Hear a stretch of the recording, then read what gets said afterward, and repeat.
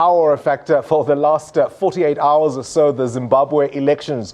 We go now to Harare, where the SABC's Peter Ndoro is standing by at the election center. Peter, voting has just concluded. Take us through what the day was like, what the mood on the ground, that phrase we like using as journalists, but really there's a sense of change whichever way this election goes. Well, Andy, you're absolutely right. It's been quite a remarkable day, actually. You know, the lead up to elections, before this one in particular, have always been quite tense. People have always been very nervous, and there's always been those reports of intimidation, violence, and so on and so forth. These elections have been a completely different story. Where I was in Kwekwe this morning, whilst people were quiet, you could see that there was no tension, there was no nervousness, and people felt that this poll, this election was really about change or a reform, but certainly a new Zimbabwe at the end of the day, and this is what they were hoping. But they did it peacefully, the campaigns were done peacefully, and by and large, it was a good day for Zimbabweans. What the results will show, I think, is what's going to be key at the end of the day. And as you've just said, the polls have closed literally 3 minutes ago, but those that are in the queues will still have an opportunity to vote. But to help me talk through what happens next, I'm joined once again by Professor David Moore from the University of Johannesburg. Prof, this is now the critical stage. In many ways, the easy bits have been done. Right, and remember 2008 when it took 6 weeks to count, and they came out with the same number that an NGO had come out with before, and of course after that was the runoff and the terrible murders, about 170 people killed, and many people coming into the city, to the South African embassy in some cases, and then they went to the churches. So people remember this. 2013 people remembered that. This time people remember that. So I think the happiness from today and the peace and people being pretty joyful in the queues, even though they were long, and as you said, there might be some people still waiting to vote. The next few days are going to be pretty full of tensions. Nelson Chamisa's promises have been that there will be a victory, that the MDC won't accept a loss. You have, again, the young people who are expecting great changes, even though Emerson Mnangagwa has been saying we're the real change. I'm not sure how many people buy that. We have possibilities of street demonstrations and so on. And then, of course, there's the question of will the military respond the way one expects the military to, or will there be some tensions within the military? So a number of fears. Do you think that they've set it up in a way that nothing can go wrong? I mean, you know, we've got biometrics this time around. We've got the idea that the results of each polling station have to be posted on the wall of the polling station. Are there enough checks and balances in your view?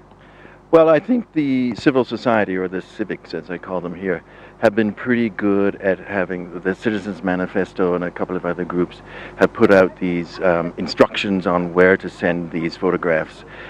People I spoke to, even in the city here, weren't that aware of that, but I think there should be enough people aware of this that they have to take those pictures, send them in, and it'll be a race between the Electoral Commission and the civil society to see who can get the best results out.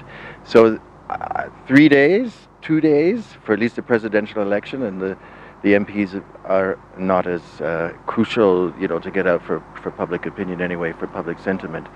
So I think within the next 2 days is long enough to wait for people who are feeling, instead of just happy, worried.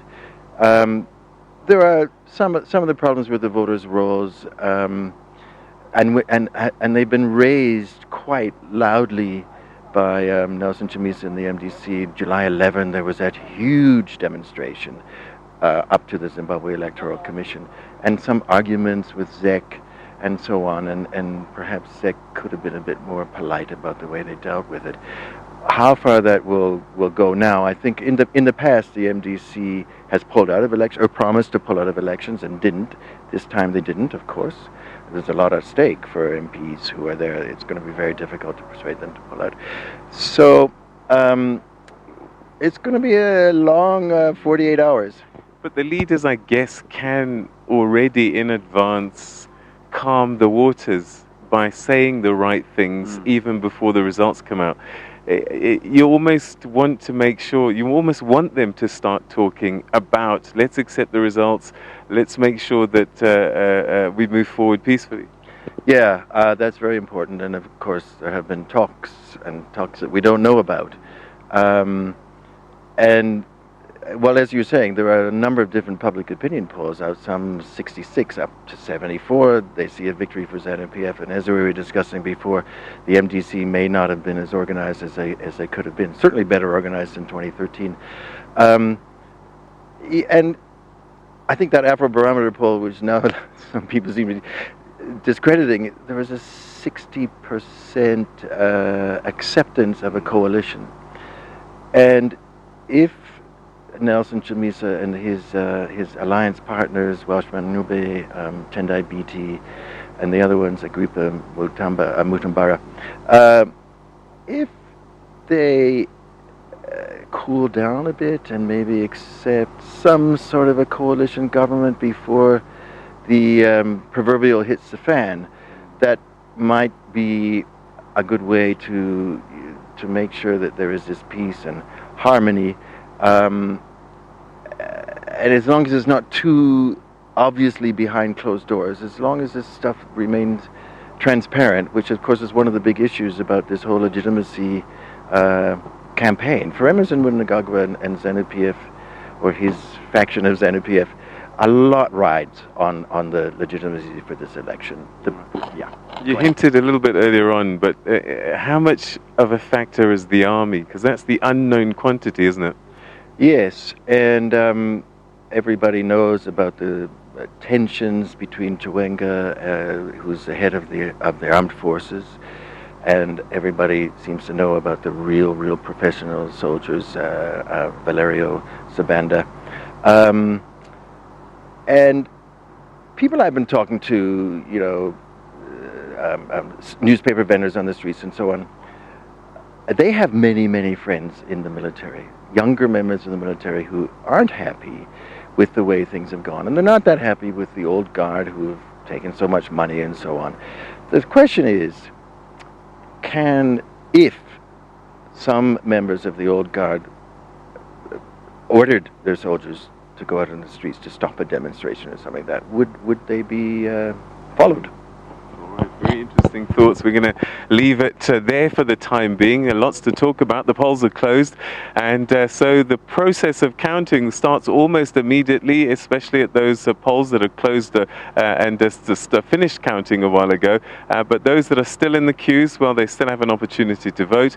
Zimbabwe has decided. We're going to leave it here for the time being, and we hope to cross to Griselda at some point, who's at a polling station, just to get a sense of what's happening out there. Back to you in the meantime.